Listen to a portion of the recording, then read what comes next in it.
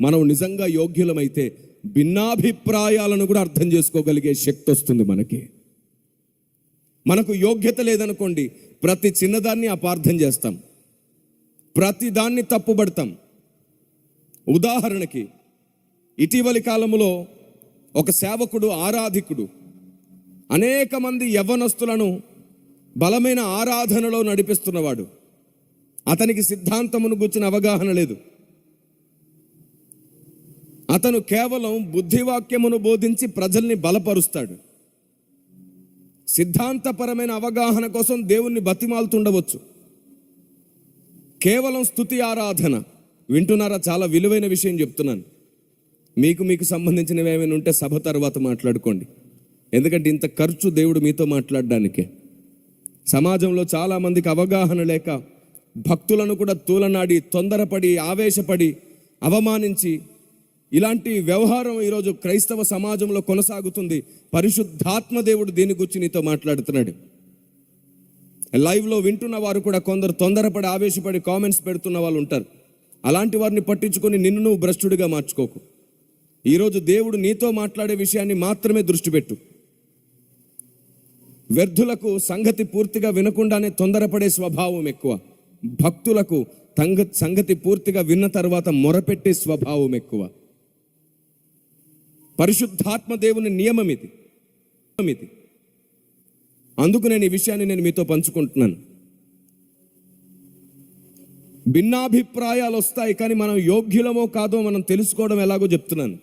ఇటీవల కాలంలో ఒక ఆరాధికుడు, ఒక సేవకుడు ఒక 100,000 మందిని సినిమా పాటలు వినడం మానేసేటట్లు చేసి దేవుని పాటలు వినడం నేర్పించాడు. ఫస్ట్ వారికి ఒక మంచి లక్షణం అలవాటైంది. సినిమా పాటల కంటే దేవుని పాటలు కూడా ఏమాత్రం తగ్గవు, మనం దేవుని పాటల్లో కూడా అలాంటి ఆనందాన్ని వెతకొచ్చు అనేటువంటి ఒక డైవర్షన్ అయితే వారికి వచ్చింది. బురదలో వెళ్లకుండా వారు దేవుని సన్నిధిలోనికి వచ్చే ఒక అవకాశం అతని ద్వారా ఏర్పడింది. మన వాళ్ళు బయలుదేరారు. ఇంకా పాటలు పాడే విధానం మీద సినిమా మ్యూజిక్ లాగుంది, అలా ఉంది, ఇలా ఉంది అని చెప్పి తీర్పులు తీర్చేవారు బయలుదేరారు. కానీ వాళ్ళు ఒకటి మర్చిపోయారు. సినిమా పాటలు పాడి సినిమా పాటల్లో మ్యూజిక్లోనే పూర్తిగా మునిగి తేలినటువంటి చాలామంది యవ్వనస్తులు దాన్ని వినడం మానేసి దేవుని పాటలు పాడడమే కాదు, దేవుణ్ణి ఎక్కువగా ప్రేమించడం కూడా నేర్చుకుంటున్నారు, కన్నీళ్లతో ప్రార్థించడం కూడా నేర్చుకున్నారని మర్చిపోయారు. పైకి కనబడుతున్న పొరపాటును మాత్రమే టార్గెట్ చేశారు, కానీ లోలోన జరుగుతున్నటువంటి ఫలితాన్ని చూడలేకపోయారు. అలాగూ పై రూపాన్ని బట్టి తీర్పు తీర్చేవారు అనేకులు, వేలు చూపుని బట్టి తీర్పు తీర్చేవారు అనేకులు. అలాంటి స్వభావం ఒకవేళ మీలో ఇక్కడున్న వారిలో ఉంటే గుర్తుంచుకోండి, మీ దినములు ఈ ముగింపు దినాలలో త్వరగానే ముగియబోతున్నాయి. మీకు తెలుసా, సంఘం త్వరగా సిద్ధపడాలి. ఎప్పుడు ఇంకొకరిని గూర్చి మాట్లాడేవారు ఈ భూమి మీద సాతాను చేత నడపబడబోతున్నారు, ఈడ్చబడబోతున్నారు. వారి ద్వారా అభ్యంతరాలు, శ్రమలు ఎక్కువగా కలుగుతాయి. కాబట్టి ఎవరి వలన అభ్యంతరం కలుగున వానికే శ్రమ. నీ నోటి మాట నిన్ను దేవుని దగ్గర దొరకబట్టేస్తుంది. జాగ్రత్త. నీ నోటి మాట నిన్ను దొరికేటట్లు చేస్తుంది. నీ తొందరపాటు స్వభావం, తొందరపాటు ఆలోచన నిన్ను దేవుని దగ్గర చిక్కించుకునేటట్లు చేస్తుంది. నీ మాటలతో నీవే చిక్కుపోతున్నావు, చిక్కుల్లో పడిపోతున్నావు. ఆయన ఇటీవలి కాలంలో తన మానసిక వేదనో లేదంటే కుటుంబ పరిస్థితిలో ఏ వేదనతో తను అలా చేశాడో తెలియదు, కానీ ఇటీవలి కాలంలో తలనీలాలు ఇచ్చుకున్నాడు, మొత్తం వెంట్రుకలంతా తీసేసుకున్నాడు. సంఘంలో చెప్పాడు, నేను ఇలా బాధపడుతున్నాను అని. దాని మీద కూడా ట్రోలింగ్సే, దాని మీద కూడా నిందలే. అతడు మాట్లాడుతూ అన్నాడు, నేను చేసుకున్నానని మీరు ఎవరు చేసుకోకండి, ఇది నా బాధ అని చెప్పుకున్నాడు. దాని గురించి కూడా మాట్లాడడమే. కొన్నిసార్లు మన ప్రాసెస్ ఎవరికి అర్థం కాదు, కానీ ప్రోగ్రెస్ బాగుందో లేదో చూడాలి. ఆత్మల రక్షణ జరుగుతుందా? లోకంలో ఉండవలసిన వారు సంఘంలోకి వస్తున్నారా? ఆ తర్వాత మెల్లిమెల్లిగా భక్తిలో నడుస్తున్నారా? విధానం మారుతుందా లేదా చూసుకోవాలి. లోకంలో ఉన్న వ్యక్తులను ఒక్కసారిగా తీసుకొచ్చి సంఘంలో పెడితే వారిలో ఉన్న లౌకికాత్మ వారిని కూర్చొనివ్వదు. అలాంటి లౌకికాత్మకు కూడా ట్రీట్మెంట్ ఇవ్వాలంటే ఇలాంటి సహోదరులు పనిచేయాలి సమాజంలో. అవును, మ్యూజిక్ ఒక్కటే అడ్డు కాదు. కొన్నిసార్లు మ్యూజిక్ లోకంలో విన్నట్లుగా ఉండొచ్చు, కానీ దాంట్లో ఉన్న సాహిత్యం ప్రజల్ని పట్టుకోవచ్చు. కొంత టైం పడుతుంది, ప్రతిదానికి కొంత టైం పడుతుంది. మనం ఎవరము చేయలేని పనులు చేసే వ్యక్తులని తూలనాడకూడదు. అంతెందుకండి, సినిమా పాటలు పాడేటువంటి కొందరు సింగర్స్ని తీసుకొచ్చి దేవుని పాటలు పాడిస్తే కూడా దాన్ని కూడా విమర్శించారు మన వాళ్ళు. కానీ అలా పాడి పాడి కొందరు రక్షించబడి బాప్తిస్మం తీసుకున్నారు, దాన్ని గుర్తించట్లేదు మన వాళ్ళు. గుర్తుంచుకోండి, వ్యభిచారి వచ్చి దేవుని దగ్గర క్షమాపణ అడిగితే ఆయన ఆవిడ్ని కూడా క్షమించారు. మనమైతే అసలు క్షమించే వాళ్ళం కాదు, ఎందుకంటే మనం అందరం ఆకాశం నుంచి ఊడిపడ్డాం. చాలామంది మనలో చాలామంది ఆకాశం నుంచి ఊడిపడ్డారు. మనుషుల అపరాధములను మీరు క్షమించిన ఎడల పరలోకపు తండ్రి మీ అపరాధములను క్షమించుననే లేఖనాన్ని జ్ఞాపకం చేసుకుందాం.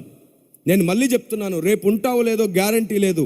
నీ ఈగో పక్కన పెట్టి, నీ పంతాలు పట్టింపులు పక్కన పెట్టి, దేవుని ఇష్టం దేవుని చిత్తం భూమి మీద నెరవేరేటట్లు సహనంగా పనిచేయడం నేర్చుకుందాం. మీ సహనం సకల జనులకు తెలియజేయబడాలి. నేను మళ్ళీ చెప్తున్నాను, పరిచర్యలు నానా విధములు. అందరూ ఒకేలాంటి పని చెయ్యరు, అందరూ ఒకేలాంటి పని చేయరు. కొందరు వృద్ధాశ్రమాలు పెట్టి, కొందరు అనాథ శరణాలయాలు పెట్టి సేవ చేస్తుంటారు. వారు ఏమనుకుంటారో తెలుసా, నేను చేసే సేవ కంటే గొప్పది లేదు అని చెప్పి ఇంకొందరిని గూర్చి వాళ్ళు తప్పుడు అభిప్రాయంలో ఉండొచ్చు. ఈ సువార్త పని ప్రాణమిచ్చి మరీ చేస్తున్నటువంటి సంఘ పరిచర్య చేసే వాళ్ళకేమో ఆ పని పెద్దగా అనిపించదు, నార్మల్గా చిన్నగా అనిపిస్తుంది. ప్రతివాడు తాను చేసే పని కంటే గొప్పది ఏదీ లేదనే భావనలో ఉంటే తప్పకుండా మనలో ఇంకొక లూసిఫర్ లోపట స్వభావంలో పుడుతున్నట్లే. లూసిఫర్లో ఉన్నది గర్వం, నేను చేసేదానికంటే గొప్పది లేదు అని. కానీ భక్తులలో ఉండేది ఏమిటంటే, నేను చేసేదే కాదు, నేను నేర్చుకునేది కూడా చాలా ఉన్నాయి అనేది భక్తుల లక్షణం. అందుకే నేనేమంటానంటే, ప్రతిరోజు నేర్చుకుందాం, ప్రతిరోజు మార్చుకుందాం, మనం భక్తులమైపోతాం. నేర్చుకుని మార్చుకునే స్వభావం మనకు లేకపోతే ఒకరోజు వస్తుంది మనం కూడా లూసిఫర్ లాగే మాట్లాడతాం, పడిపోయిన కెరూబు లాగే మాట్లాడతాం, గర్వంగానే మాట్లాడతాం, అందరిలో తప్పులే మాట్లాడతాం. ఏమండి, ఒక ఆయన బయలుదేరాడు ఈ మధ్యకాలంలో. నేను ఎలాంటి పేర్లు ప్రస్తావించాను కాబట్టి చెప్తున్నాను. బైబిల్ ప్రకారంగా కొలిస్తే ఎవ్వరూ సేవకులు కాదంటున్నాడు, ఎవ్వరూ భక్తులు కాదంటున్నాడు. నాకు ఆశ్చర్యం అనిపించింది. ఇదే కదా లూసిఫర్ స్వభావం, లూసిఫర్ నోరు కూడా అదే కదా. ఇప్పుడు నేను మళ్ళీ చెప్తున్నాను, బైబిల్తో కొలిస్తే ఏ మనిషి కూడా భక్తుడు కాదు లెక్క ప్రకారంగా. కానీ అదే బైబిల్ అందరినీ భక్తుల్ని చేయడానికి కావలసిన కొలతనిచ్చింది. ఆ కొలత చూడలేకపోతున్నారు చాలామంది. శాస్త్రులు పరిచయులు ఎలాగైతే కొలిచారో అలాంటి కొలత సరికాదు. ధర్మశాస్త్ర సంబంధమైన నీతితో కొలిస్తే ఎవడు నీతిమంతుడు కాదు.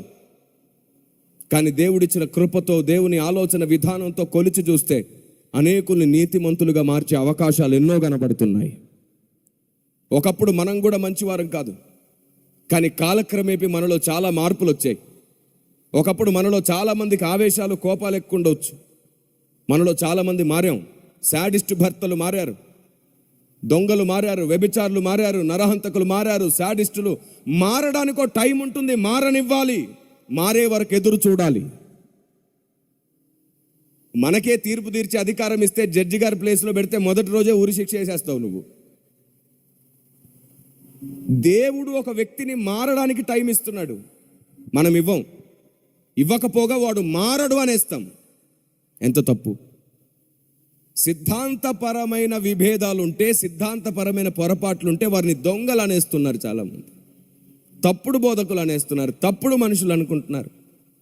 లేదు, ప్రతి డినామినేషన్లో భక్తులు ఉన్నారు. ప్రతి డినామినేషన్లలోని భక్తులు రాసిన పాటలు ఇప్పటికీ మనం పాడుకుంటున్నాం. ప్రతి డినామినేషన్లో ప్రార్థనా పరులు ఉన్నారు. ప్రతి డినామినేషన్లో పరిశుద్ధాత్మ దేవుని చేత నడిపించబడుతున్న వారు ఉన్నారు. ఇక్కడే చాలామంది అర్థం చేసుకోలేకపోతున్నారు, అసత్యంలో ఉన్న వ్యక్తులను కూడా ఆత్మదేవుడు నడపడం ఏమిటి అని. మీకు విషయం తెలుసా? అందరూ అసత్యంలో ఏమీ లేరు. కొందరిలో కొన్ని సత్యాలు కూడా ఉన్నాయి. ప్రతి డినామినేషన్లో కొన్ని సత్యాలు ఉన్నాయి. ప్రతి మినిస్ట్రీలో కొన్ని సత్యాలు ఉన్నాయి. అందరూ నేర్చుకోదగిన సంగతులు ఎన్నో ఉన్నాయి. సర్వశక్తిమంతుడైన దేవుడు, తల్లి తండ్రి అయిన దేవుడు ఏం చేస్తున్నాడంటే, తన పిల్లల్లో బలహీనులు ఎవరో బలవంతులు ఎవరో ఆయనకు తెలుసు. బలవంతులను బలహీనులను మరలా బలపరచడానికి వాడుకుంటున్నాడు. అవును, నువ్వు ఎవరినైతే తప్పుపడుతున్నావో, ఎవరిని గుర్చైతే తప్పుగా మాట్లాడుతున్నావో వారిలో నువ్వు అనుకునే 100% ఏమీ తప్పు లేదు. కొందరిలో 50% రాంగ్ ఉండొచ్చు, కొందరు 50% రైట్ ఉండొచ్చు. ఒక వ్యక్తిలో 10% నీకు మొత్తం తప్పే కనబడుతుండవచ్చు, 90% దేవుని దృష్టికి అనుకూలమైనవే ఉండొచ్చు. ఈ 10 విషయాలను బట్టి తీర్పు తీర్చే అధికారం నీకు లేదు. ఎందుకంటే ప్రతి వ్యక్తిని మార్చడానికి పరిశుద్ధాత్మ దేవుడు ప్రయాసపడుతూనే ఉన్నాడు. ఎదురాడు వారికి కూడా మారు మనసునివ్వాలనుకుంటున్నాడంట నా దేవుడు. దేవునికి స్తోత్రం కలుగును కాక. ఇలాంటి ఉన్నతమైన మనస్సు మనకు లేకపోవడం చాలా ప్రమాదకరమైన లక్షణం. అది చాలా ప్రమాదకరమైన లక్షణం. ఒక భ్రష్టుడికి మాత్రమే ఉండే లక్షణం ఏమిటంటే, ఎప్పుడు ఎదుటి వ్యక్తి మీద ద్వేషం. ఎదుటి వ్యక్తి మీద ద్వేషం. ఎఫెసీ పత్రికలో చాలా స్పష్టంగా రాయబడింది, చాలా ఖచ్చితంగా రాయబడింది. పరిశుద్ధాత్మ దేవుడు దుఃఖపడుతున్నాడంట ఈ స్వభావాన్ని చూసి. చూడండి ఒకసారి ఎఫెసీ పత్రిక 4వ అధ్యాయము 30వ మాట చూస్తారా? దేవుని పరిశుద్ధాత్మను దుఃఖపరచుకుడి. దేవుని పరిశుద్ధాత్మను దుఃఖపరచుకుడి. విమోచన దినము వరకు ఆయన యందు మీరు ముద్రింపబడి ఉన్నారు. విమోచన దినము వరకు ఆయన యందు మీరు ముద్రింపబడి ఉన్నారు. చదవండి. సమస్తమైన ద్వేషము, కోపము, క్రోధము, అల్లరి, దూషణ, సకలమైన దుష్టత్వము మీరు విసర్జించుడి. ఒక్క నిమిషం. 30వ వచనంలో ఏం రాయబడింది? పరిశుద్ధాత్మను దుఃఖపరచకుడి. ఆ కింది వచనంలో ఆయన దుఃఖపడ్డానికి గల కారణాలున్నాయి. అందులో ద్వేషము, దూషణ, అల్లరి, క్రోధము ఇలాంటి మాటలు రాయబడ్డాయి. దేవుని చిత్తం ఈ భూమి మీద పూర్తి చేయాలి అంటే, అసత్యంలో ఉన్న వారిని సత్యంలో నడిపించాలి అంటే, జ్ఞానులు, పండితులు, వాక్యం బాగా తెలిసిన వారు విమర్శిస్తూ పోతే అవ్వదు. విమర్శిస్తూ పోతే అవ్వదు. సరిచేస్తూ పోవడానికి సహనం చాలా అవసరం. అవును, సహనం లేకుండా ఈ భూమి మీద ఎప్పటికీ ఏది సాధ్యం కాదు. ఒక చిన్న కథ చెప్పన. చాలా రోజుల క్రితం నేను ఈ కథ విన్నాను. ఒక రాజుగారంట సంతానం లేక ఎన్నో పూజలు, నోములు, ఎన్నో వ్రతాలు చేశాడంట. చిట్ట చివరికి 15 సంవత్సరాల తర్వాత ఆయనకు ఒక కూతురు పుట్టింది. ఈ వార్త తెలుసుకొని రాజు విహారయాత్రలో ఉంటుండగా మొత్తం రాజ్యాన్ని చూసి రావడానికి వెళ్ళిన వాడు పరుగున తిరిగి రాజ్యానికి వచ్చాడు. వచ్చి కూతుర్ని చూసుకున్నాడు. ఒక 2-3 నిమిషాలు పరీక్షించాడు, దగ్గరికి తీసుకోవట్లేదు. రాజుగారు ఎత్తుకోండి అని ఇస్తుంటే దగ్గరికి తీసుకోవట్లేదు. ఏమిటండి పాపను ఎత్తుకోరు అని అడిగితే, చిచ్చి ఇలాంటి బిడ్డ పుట్టిందేమిటి నాకు అని కోపానికి వచ్చాడు. అందరూ వచ్చి చూస్తే బిడ్డ బాగానే ఉంది, చాలా సుందరంగా ఉంది, చూడ చక్కనైన రూపం. ఈయనకేమో నచ్చట్లేదు. ఏమిటండి ఏం నచ్చట్లేదు అని అడిగితే ఆ రాజుగారు ఏమంటున్నాడు తెలుసా? సరిగ్గా గమనించి చూడండి, నోట్లో పండ్లేవి, కూతురంటే అందంగా పుట్టాలి, నోట్లో పండ్లు ఉండాలి కదా అంట. ఇంకా అని అడిగారు. పొడవాటి జుట్టు ఉండాలి, పొడవాటి జడు ఉండాలి నా కూతురికి, జడేది అంట. వీడు పెద్ద మూర్ఖుడని అప్పటికే అందరికీ తెలుసు. వీడు చెప్పింది కాదంటే మెడకాయ మించి తలకాయ తీసేస్తుంటాడు వీడు. భార్య కూడా భయపడిపోతుంటుంది, సైగ చేస్తుంటుంది, రాజవైద్యులకు ఎదురు మాట్లాడకండి, మీ తలకాయ తీసేస్తాడు జాగ్రత్త అని. ఈ రాజుగారు అంటున్నాడు, కూతురికి జుట్టేది, జడ ఏది? అమ్మాయి పుడితే జడ ఉండాలి, పళ్ళు ఉండాలి, ఆ కళ్ళు మూసుకొని ఉంటుంది చూడండి, చిన్న చిన్న కళ్ళు ఉన్నాయి, కాళ్ళు చేతులు ఏంటి వంకరగా ఉన్నాయి. ఊరికే పిలిస్తే పలకకుండా అటు ఇటు దిక్కులు చూస్తుంది పిచ్చిలాగా. ఏంటి ఇలా ఉందేమిటి, నాకు ఈ కూతురొద్దు అని చెప్తున్నాడు. వాడి మూర్ఖత్వం తెలిసినటువంటి రాజవైద్యులలో ఒక పెద్ద ఆయన దగ్గరకు వచ్చి, రాజా తొందరపడొద్దు, పొరపాటుగా బిడ్డని చంపమనో 2 ముక్కలు చేయమనో సమాధి చేయమనో ఆజ్ఞాపివ్వకు. నీ బిడ్డకు వచ్చింది కేవలం ఒక చిన్న సమస్య, వ్యాధి మాత్రమే. ఈ వ్యాధి పోతే పళ్ళొస్తాయి, జుట్టు వస్తుంది, చక్కగా లేచి నిలబడుతుంది, నువ్వు అనుకున్న దానికంటే అందంగా నిలబడుతుంది, అందంగా కనబడుతుంది అని అన్నాడు. అవునా, వ్యాధి వచ్చిందా, ఎలా పోతుంది అని అడిగాడు రాజుగారు. 5 సంవత్సరాలకు ఒకసారి హిమాలయాల్లో ఒక పుష్పం పూస్తుంది. అలాంటి పుష్పాలు 3 సార్లు తీసుకొచ్చి 100 పాలలో కలిపి పోస్తే నీ బిడ్డ చాలా అందంగా ఉంటుంది. ఈ రాజ్యంలోనే ఇంకా ఇంత అందం ఎవరికి ఉండదు. కాకపోతే 5 సంవత్సరాలకు ఒక్కసారి ఆ పువ్వు పూస్తుంది, 3 పువ్వులు కావాలి అంటే ఎన్ని సంవత్సరాలు పడుతుంది అన్నమాట? 15 సంవత్సరాలు పడుతుంది. ఈ రాజుగారు ఏమైనా అలాగే కానివ్వండి, కానీ అప్పటి వరకు ఈ బిడ్డ అంతఃపురంలో ఉండడానికి వీల్లేదు, మీ దగ్గరికే తీసుకెళ్లి వైద్యం చేయండి, కావలసి వస్తే అన్ని ఏర్పాట్లు అక్కడే చేసుకోండి అని చెప్పి బండెడు బంగారం, కావలసిన అధికారం, సైనికులను అన్నిటిని ఇచ్చి పంపించేశాడు. ఎంత పిచ్చోడో చూడండి. మొదటి 5 సంవత్సరాలు గడిచిపోయిన తర్వాత రాజవైద్యులు వచ్చి, అయ్యా పండ్లు వచ్చాయి, లేచి పరిగెడుతుంది, చాలా అందంగా ఉంది, చూపించమంటారంటే లేదు లేదు లేదు లేదు, నేను అనుకున్నట్టుగా తయారైతేనే చూపించండి అన్నాడు. 10 సంవత్సరాల తర్వాత మరలా రాజవైద్యులు వచ్చారు, అయ్యా నీ బిడ్డ చాలా అందంగా ఉంది, చూపించమంటారా? ఎన్ని పుష్పములు నూరిపోసి తిరిగి అన్నాడు. 2 అయితే 3వది కూడా కానిమ్ము. 15 సంవత్సరాలు నిండిన తర్వాత తీసుకొచ్చి ముందు నిలవబెట్టారు. అందరూ చూసి అసూయపడేంత అందం, అద్భుతమైన జుట్టు, జడ, చూడ చక్కనైన కళ్ళు. ముందు నిలబెడితే, ఎస్ ఇలాంటి కూతురు నేను కోరుకున్నాను, పుడితే ఇలాంటి కూతురు పుట్టాలి, శభాష్ రాజవైద్యులారా మీరు అద్భుతం చేశారు అని మళ్ళీ 10 రథముల నిండా బంగారం ఇచ్చి పంపించాడు వాళ్ళకి బహుమానం. వాళ్ళు ముసి నవ్వులు నవ్వుకుంటూ ఇంటికి వెళ్ళిపోయారు. మూర్ఖుడు వల్ల వాళ్ళు బ్రతికేశారు హ్యాపీగా. ఇప్పుడు చెప్పండి, వీడెంత మూర్ఖుడైన రాజు. ఇలాగే చాలామంది నీతిమంతులుగా ప్రవర్తిస్తున్న మూర్ఖులైనటువంటి విశ్వాసులు చాలామంది ఉన్నారు భూమి మీద. ఎవడైనా సరే ఒకడు భక్తిలో కొనసాగుతుంటే ఒక్కసారిగా వాడు నీకు మహాభక్తుడిగా కనబడడు. భక్తిలో కూడా అందరూ చిన్నపిల్లల్లాగే పుడతారు. ఆత్మీయ పసితనం అంటారు దాన్ని. చూడగానే మహాభక్తుడిలాగా నీకు కనబడరు ఎవరు. కాలంతో పాటు, సహవాసంతో పాటు, అందరితో కలిసి ప్రార్థనలో ఉంటుండగా, సభల్లో ఉంటుండగా, వాక్యం నేర్చుకుంటుండగా, అనుభవంలో గాయపడుతుండగా, విరిగి నలుగుతుండగా ఒక్కొక్క మెట్టు దేవుడు అనుకున్న అందమైన రూపం వస్తుంది మనకి. దేవునికి స్తోత్రం కలుగునుగాక. దేవుడు అనుకున్న రూపం మనకు రావడానికి టైం పడుతుంది.